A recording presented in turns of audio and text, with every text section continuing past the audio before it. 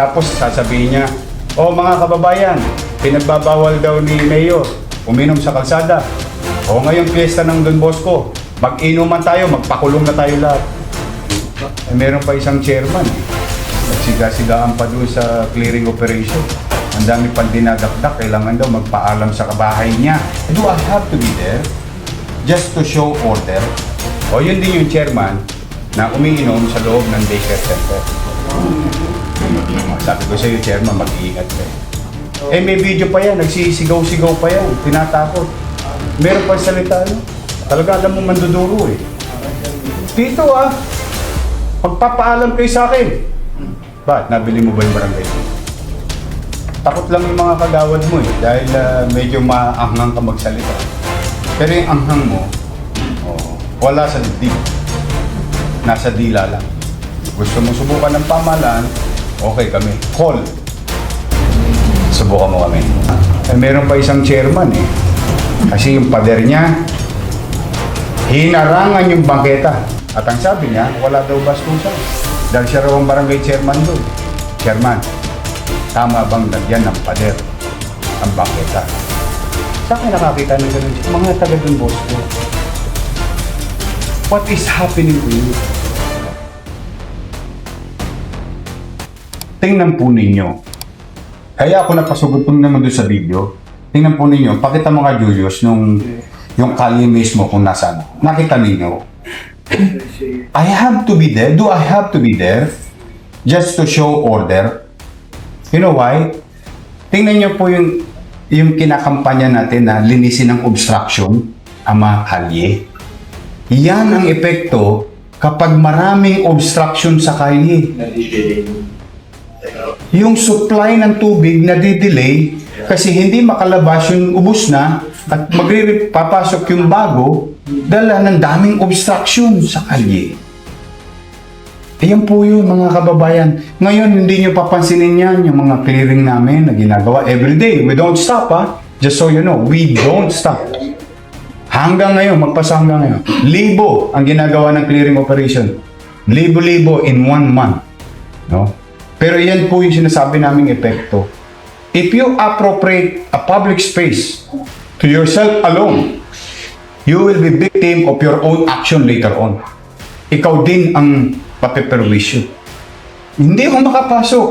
When I arrive, nothing is moving. Nothing is moving. While there is an ongoing situation a few meters away. And we were fortunate that we were informed by netizen from Baseco, sending us information of the real situation. So that's why we went there personally to put government in the middle of everything, to put order. Awa naman ng Diyos. Maraming salamat doon sa 2 container yard ng left and right.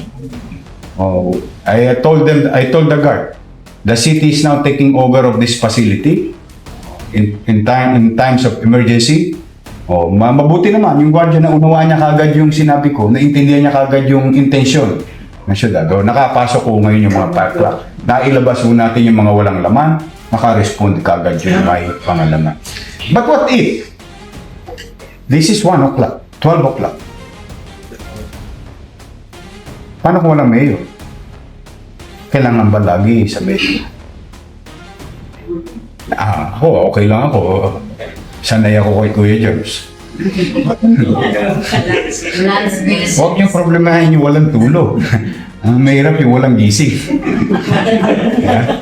But sometimes tayo mga kababayan, ano na to, magandang mga lecture. Sinishare na lang natin to kasi this is a afterthoughts and something to learn. From it. Na yan talagang obstruction. Magbabayad tayo niyan bandang uli. Totoo, tuwan-tuwa ka na, papakinabangan mo 15 years, 20 years. May 20 years na sa akin yan eh.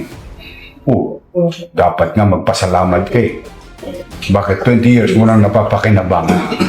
Bagay naman na pag binalik natin sa mamamayan, yun ay karapatan na ng taong bayan na makamit. Di ba? Meron pa isang chairman eh. Nagsiga-sigaan pa doon sa clearing operation. Ang dami pang dinadakdak, kailangan daw magpaalam sa kabahay niya. Kasi yung pader niya, hinarangan yung bangketa. Pader. At ang sabi niya, wala daw bastusan. Dahil siya raw ang barangay chairman doon. Ewan ko sa mga tao sa barangay na yun, pag binoboto niyo pa yung ganong ugali ng chairman.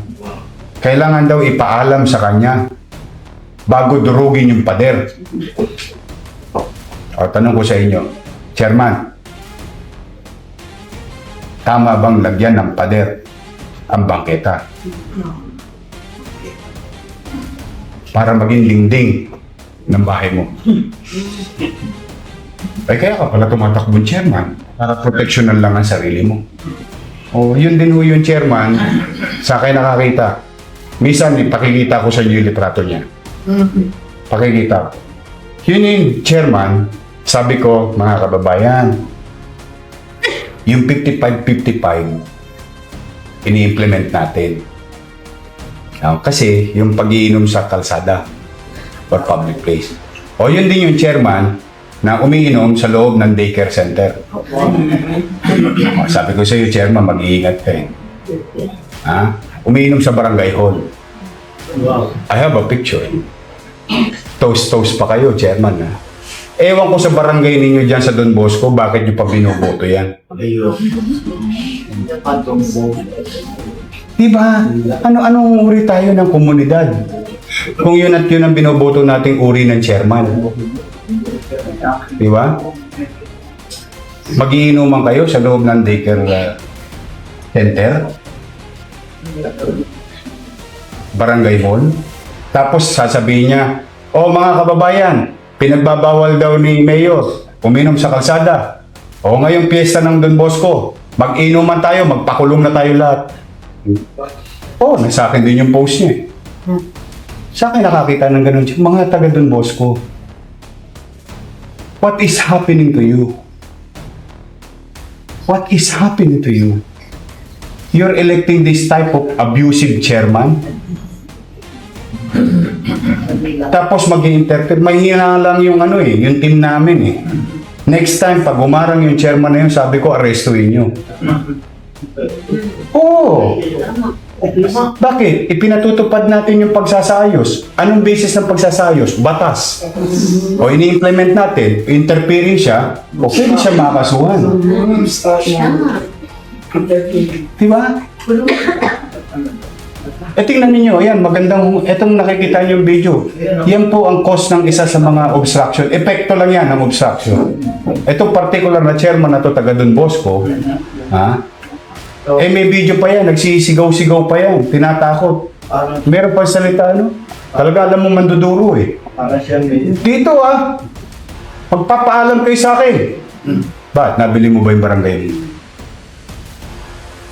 Yan yung sinasabi ko, mag-iingat tayo. Ang isang basong tubig na kalulunod. Diba? Hindi ko mo bahayin mo, chairman, lusot ka na. In fact, kung ako sa'yo, makikipagtulungan ako sa pamahalaan. Mukhang seryoso yung pamahalaan. Uunahin ko yung bahay ko. Hindi. Bahay niya, nilagay niya ng pader. Yung bangketa, kawawa naman yung kapitbahay niya. O kaya ginawa, bakit kay chairman pwede? Siyempre sa amin din. Diba? Sa mga taga Don Bosco, ingatan niyo po yung ganong uri ng chairman. Ingatan niyo po. Ano po yan? Manduduro po yan. Bakit hindi siya umawak ng alak ng piyesta?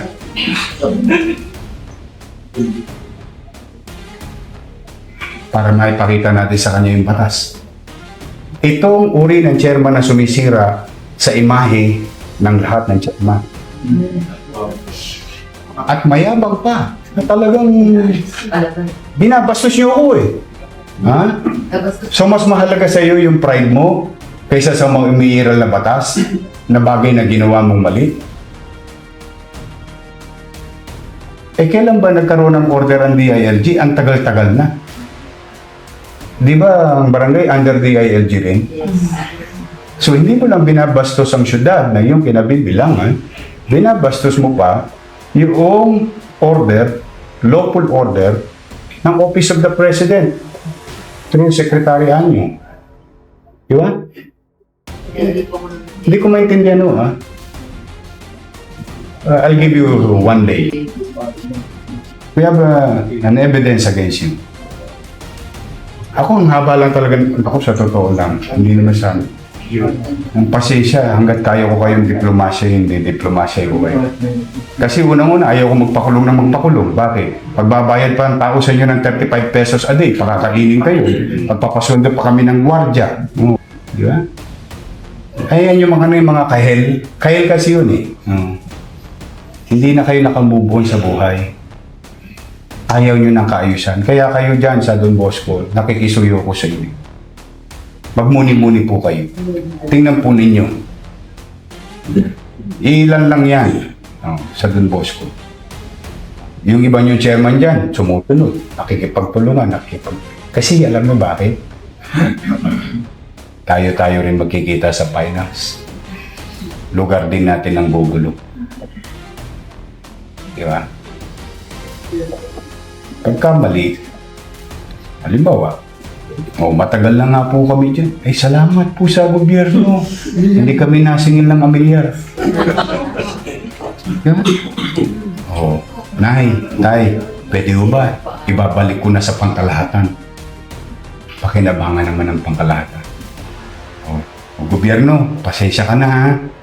Hindi ko naman sinasadya. Mali pala ako. Itutuwid ko na lang yung pagkakamali ko. Diba? Hindi yun, beri mo, hahamunin pa yung gobyerno. Hindi, magpahuli tayong lahat. Pero manduduro. Hindi naman uminom. Hindi ko naman kayo pinagbabawala uminom sa loob ng bahay. But not inside the daycare, chairman. Not inside the barangay hall. Not inside the basketball court. Public basketball court. Not in the banqueta. Niyaya kayo, di ba? Pahuli daw kayo lahat. Ba't siya hindi siya uminom? Pwede man duduro. Magaling lang sa kiyaw-kiyaw. Nakatalikod ang mayor. Di ba? Ala naman. May alagad ng batas. Patutupad natin yung mga umiiral ng batas. Pabiriin nyo kami nga, itong re-report namin sa inyo. Hindi na natin sakop eh. Pero ayaw natin hayaang manatili sila sa Maynila. Bakit? Para sa kapakanan ng anak ninyo. Ang ating na. Mubuhan, chairman ha. Lapit ka na. Sisikat ka. Hawak na namin yung litrato. Bibinggo ka na. Ang haba na pa, hindi ko talaga sa totoo. Hindi ko pinagpapapansin niya kasi mga kalabang ko sa politika yan eh. Hindi ko talaga, honestly. Kasi ayaw kong akusahan ako ng na namumulitika. Kasi ang dami ko ng kahil na niyakap eh. Ako nag-open ng door sa kanila eh.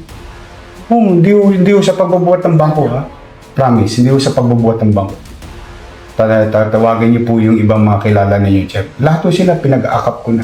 Wag na kayo lumayo sa konseho ng Maynila, pati yung ibang lahat po. Kasi healing the city, di ba naalala niyo panawagan ko? Pangarap ko to heal the city. To heal is to forgive. That's the first act of healing. Those who did bad things against you, kasi naalala ko si Mandela eh. Mandela taught me very well in his action. He did not teach me through his action. Lahat na ng api sa kanya. Si Mandela. You know naman Mandela, no? Inapi siya. He was jailed for 20, more or less, 30 years. And those person who jailed him, pinatawad niya lahat. Those person who hurt him physically, pinatawad niya lahat. How could the person do that?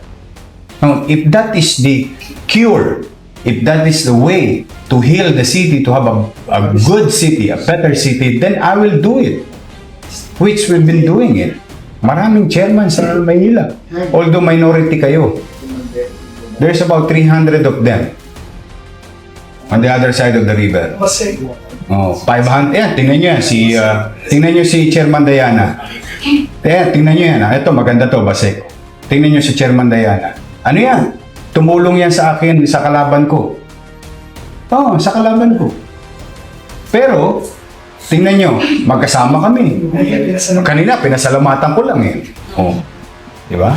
Yung sinasabi ko, your opinion is as good as mine. We respect that. O, hindi tayo nagkamabutihan. Meron naman panahon sa ibang bagay. Pero if you continue disregarding the policy, and this type of policy will serve better, yung mas makabubuti sa higit ng karami, siguro hindi naman masamang makiisa, no? Hindi ko naman sinabing makiisa ka sa politika ko pagdating ng araw. Ang sinasabi ko, makiisa ka sa polisiya. May bagong pamamahala, may bagong polisiya, wala namang masamang sumubok. Dahil bakit? Yung tinulungan mo, itinaboy ng tao. Ibig sabihin, hindi gusto yung mga naging patakbo nila. O, ikaw naman bilang halal ng bayan sa komunidad, bagay din na pakitunguhan mo. Eh bakit naman out of 300? Iilan na lang kayo natitira? O, inakap ko lahat eh. Nung araw, yung mga chairman dito, pupunta rito para magpapirma lang ng budget. Pag hindi nakita ng alkalde, baliwala budget. Ako, pinipirma ko, hindi ko na sila nakikita eh. Why? Because I respect them. I gave back their dignity as barangay chairman. Because that is yours. Pondo ng barangay yan. Bagay lang na makuha ninyo. Sa takdang panahon, sa tamang panahon, without shenanigans. Wala na yung parang sasalit na. I brought back your dignity. At alam niyo yan, mga chairman. Alam niyo yan nangyayari sa inyo. Hindi niyo pwedeng ikubli yan. Pati nga yung ano yung pompa yung nakamit nyo sa akin noong nakaraan? Wala kayong ka-idea-idea? Supplemental budget? Oh. Wala silang ka-idea-idea. I was told by the budget officer, sir, may supplemental budget pa yung barangay. Oh, binigyan ko lang ba yung mga kakampi ko? 500 plus lang yun. Oh, out of 896. Almost 600 yung kakampi ko. Yung barangay official. Oh, may mga almost 300 na sa kanila. Hindi, lahat kayo pompa, di ba? Lahat.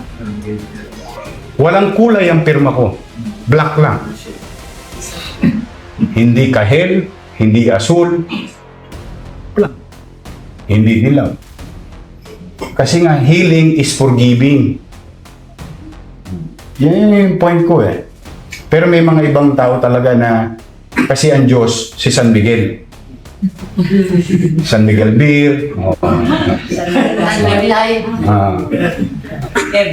Pero duwag naman. O ngayon nga, subukan niya eh. Oo, totoo. Subukan mong uminom sa kalye, chairman. Try us.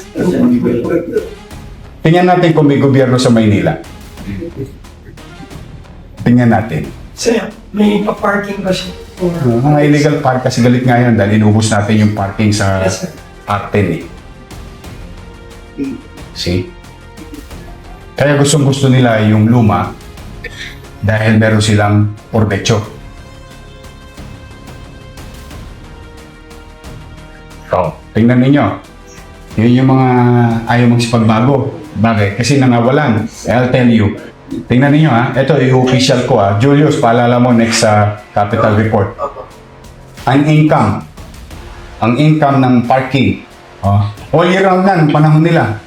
23 million. Wow. Tayo, panahon natin ha. I-report ko sa inyo, katulad ng ginagawa natin. January lang, 13 million. Nakita niyo yung difference? Isang buwan pa lang, kalahati na halos ng income nila sa buong... Kasi nga, nahihirate yung iba na sila ang nakikinabang, imbis na taong bayan. We will report that to you. Yun lang ha. Kaya, mga kababayan ko sa Don Bosco, mahal na mahal ko po kayo. Pero panahon na, please, Please, huwag kayong bumoto ng ganung chairman. Tama na tayong hindi may pagkakaunawa pero yung hikayatin pa kayong magkamali. Para tinutuyan natin ang batas na pahuli daw kayo. Ang ganda ng post eh. Hawan dito sa akin. Pahuli daw kayo. Nung ikaw na yung binabantayan namin eh. Oh. Hindi ka umawak ng baso.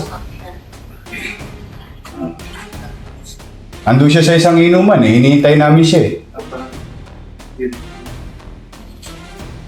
Duwag naman. Pwede man duduro. Takot lang yung mga kagawad mo eh. Dahil medyo maanghang ka magsalita. Pero yung anghang mo, wala sa dibdib. Nasa dila lang. Basta gusto mo ng away, hindi kita bibilin dahil ayaw ko makipag-away. Pero sumunod ka sa lituntunin, pinatutupad sa pangkalahatan na walang binipili. Oo. Pero gusto mo subukan ng pamahalaan, ibibiling ka namin. Ibebenta ka eh. Okay kami. Call.